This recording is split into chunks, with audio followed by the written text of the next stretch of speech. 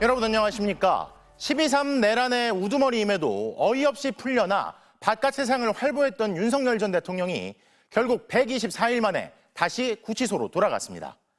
증거인멸의 우려와 함께 범죄를 저질렀다고 의심할 타당한 이유가 있다. 법원은 오늘 새벽 이러한 사유를 분명히 밝히며 구속영장을 발부했습니다. 첫 소식 이준범 기자가 보도합니다. 6시간 40분 동안 진행된 구속심문을 마치고 법원을 나선 윤석열 전 대통령. 오늘 두 번째 구속심사 받으셨는데 심경 어떠신가요? 오늘 직접 말씀하셨나요? 소명은 직접 하셨나요? 서울구치소에서 대기하던 윤 전 대통령은 오늘 새벽 2시 7분 구속영장이 발부되면서 곧바로 수감됐습니다. 구속 취소로 구치소를 나온 지 124일 만입니다. 남세진 서울중앙지법 영장전담 부장판사는 두 가지 이유를 들어 윤 전 대통령에 대한 구속을 결정했습니다. 먼저 영장 범죄 사실을 범했다고 의심할 상당한 이유가 있다고 적시해 윤 전 대통령의 범죄 혐의가 어느 정도 소명됐다는 판단을 드러냈습니다.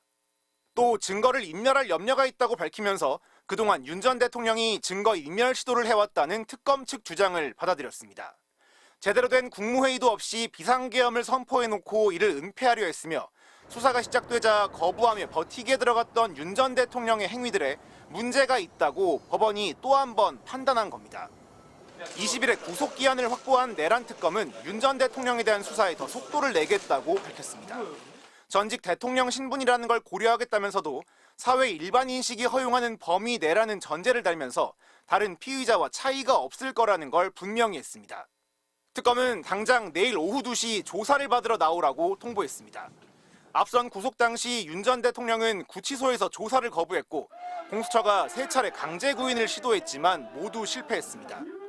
현직 신분이라 경호처의 간접 경호를 받았던 그때와 달리 이제 구치소 내에는 윤 전 대통령을 위한 별도의 경호 인력은 없습니다. 사상 처음 현직 대통령으로 구속됐던 윤 전 대통령은 파면 이후 전직 신분으로도 구속되면서 두 번이나 구치소에 들어가는 또 하나의 불명예 기록을 추가했습니다.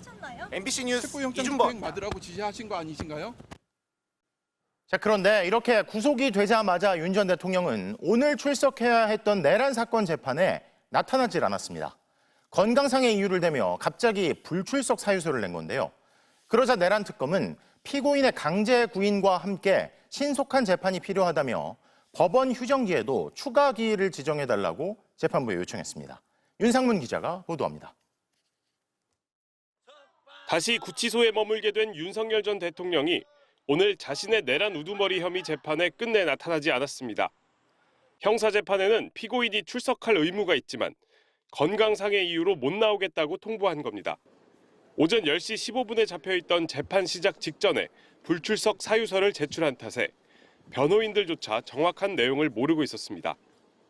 심지어 본인이 제출한 것인지도 모르겠다면서 교도관을 통해 재판 소환을 시도했든 팩스나 전화로 통지했든 구속된 지 8시간도 안 된 사람에게 재판에 나오라고 하는 게 적법한 소환인지 의문이 든다고 했습니다. 그러자 내란 특검 측은 정당한 사유 없이 불출석했다며 강제 구인을 적극 고려해달라고 재판부에 요청했고 윤 전 대통령 측은 적법한 소환이 없었다며 불출석은 당연하다고 맞서기도 했습니다. 재판부는 일단 윤 전 대통령이 없어도 재판은 할 수 있다며 고동희 전 정보사 계획처장과 정성우 전 방첩사 1처장에 대한 증인신문을 예정대로 진행했습니다. 오늘 재판에선 재판 날짜 추가 지정을 두고도 특검과 윤 전 대통령 측 간에 공방이 오갔습니다. 특검 측은 신속한 재판 진행이 필요하다며 법원 휴정기에도 추가 공판 기일을 잡아달라고 요청했습니다. 이에 대해 윤 전 대통령 측은 특검이 재판을 넘겨받는 것 자체가 위헌적이라며 기일을 추가로 잡아달라는 건 이해할 수 없다고 말했습니다. 그러나 지규현 재판장은 특검에서 열심히 하는 건 좋은 거라며 특검 측에 가능한 날짜를 몇 개 달라고 했습니다. 윤 전 대통령의 다음 재판은 오는 17일과 24일에 잡혀 있고 이후 법원 여름 휴정기 때문에 8월 11일부터 재판이 재개되는데 이 사이에도 추가 기일이 잡힐 것으로 보입니다. MBC 뉴스 윤상문입니다. 어젯밤 영장 심사를 마치고 법원을 나서는 윤 전 대통령의 모습은 다른 때와는 사뭇 달라 보였습니다. 무언가를 예감한 건지 한 손을 주머니에 찔러 넣은 채 굳은 표정으로 걷다가 서울구치소로 향하는 호송차에 탑승했는데요. 구속된 윤 전 대통령은 교도관들이 전담해 감시하는 독방에서 지내게 됐습니다. 송정훈 기자가 취재했습니다. 어젯밤 영장 실질 심사를 마친 윤 전 대통령은 곧장 대기 중인 호송차를 향해 걸어갔습니다. 굳은 표정으로 왼쪽 손을 주머니에 찔러 넣은 채 윤 전 대통령은 법원을 나섰습니다. 취재진 질문이 이어졌지만 이번에도 들은 채 만체였습니다. 수명은 직접 하셨나요? 혹시 총 꺼내라고 지시하셨나요? 체포영장 집행 받으라고 지시하신 거 아니신가요? 구치소 피의자 대기실에 머물렀던 윤 전 대통령은 수용동으로 이동했습니다.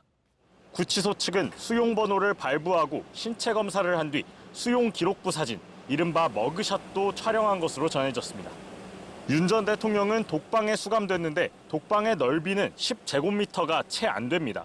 지난번에 머물던 방보다 크기가 줄어든 건데 에어컨도 따로 없습니다. 현직 대통령 신분이던 1차 구속 때와는 달리 따로 경호도 받을 수 없어 교정 직원들이 돌아가며 윤 전 대통령을 전담 개호하게 됩니다. 또 사복 대신 다른 수용자들과 같은 갈대색 수의를 입어야 합니다.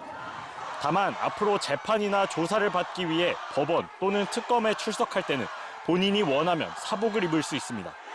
윤 전 대통령은 재판에서 형이 확정되기 전까지는 미결 수용자로 지내고 형이 확정되면 수용자로 복역하게 됩니다.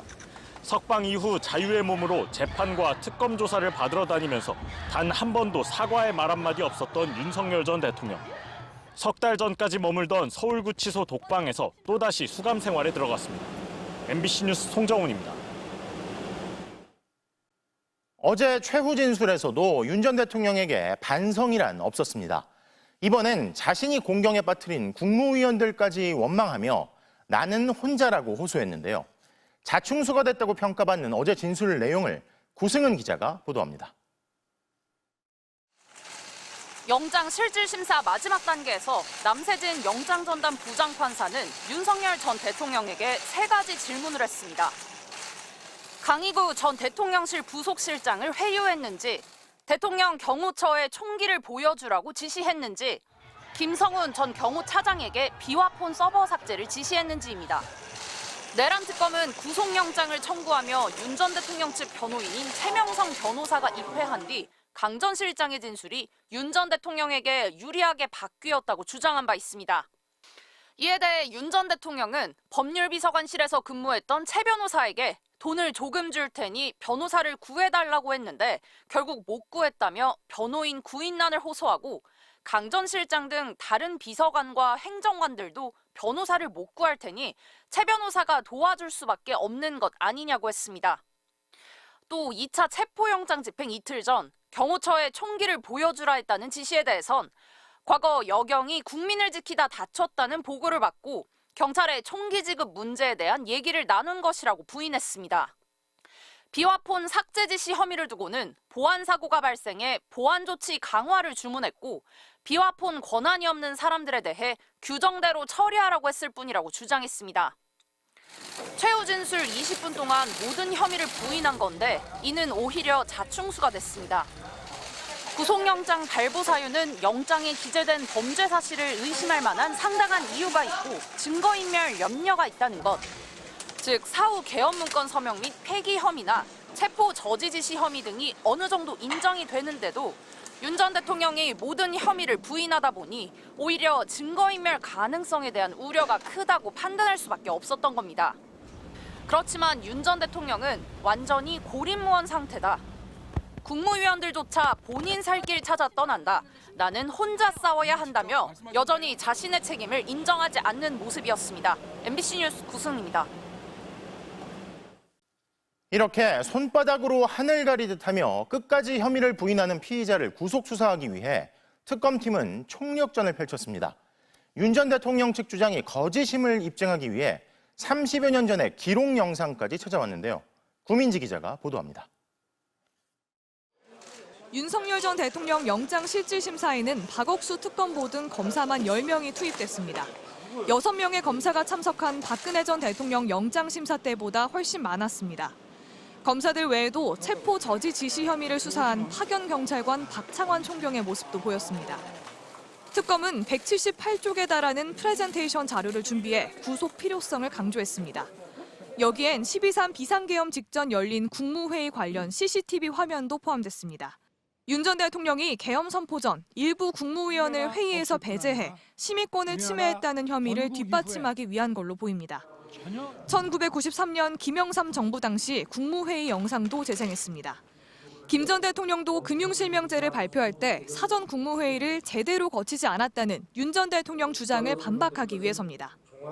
국무위원들은 소집 직전까지 발표한다는 사실 자체를 몰랐고 국무회의록도 사후에 작성됐습니다.